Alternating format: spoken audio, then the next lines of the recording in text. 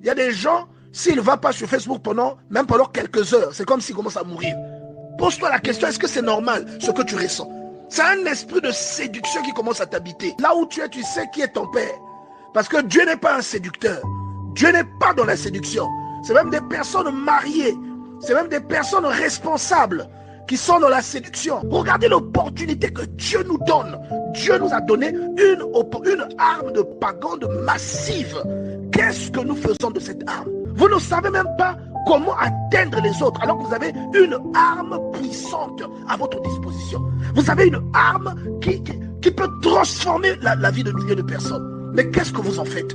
On vous donne une arme puissante comme ça, d'une valeur inestimable. Vous passez votre temps à publier votre vie. Vous passez votre temps à publier votre vie, à publier des photos de vous, la tête penchée à gauche, ou publier une autre photo, la même photo sur la tête légèrement penchée à droite.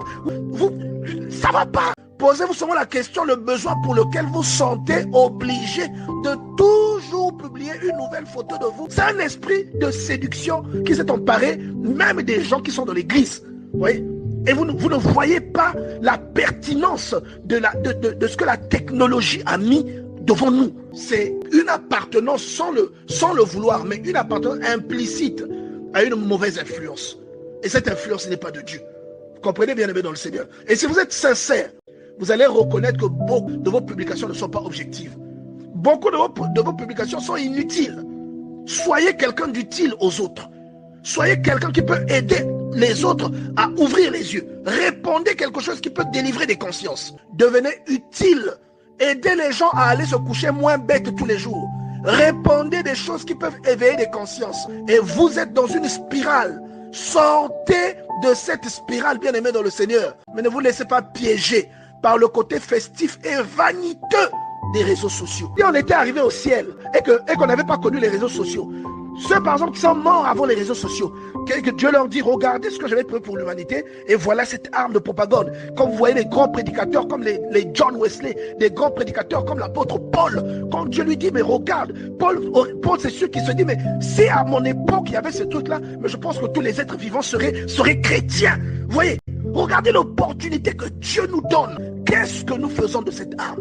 Vous ne savez même pas comment atteindre les autres. Vous avez une arme puissante. Vous avez une arme qui peut transformer la vie de milliers de personnes. Mais qu'est-ce que vous en faites?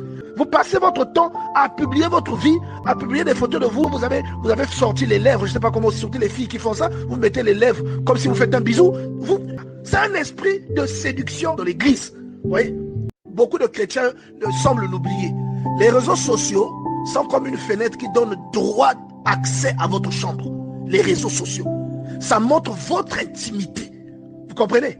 Vous devez faire attention à ce que vous publiez. Vous devez faire attention à ce que vous montrez aux gens.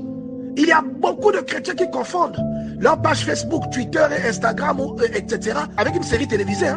Oui, des chrétiens, quand il est dans l'église, dès qu'il sort, il va publier des futilités.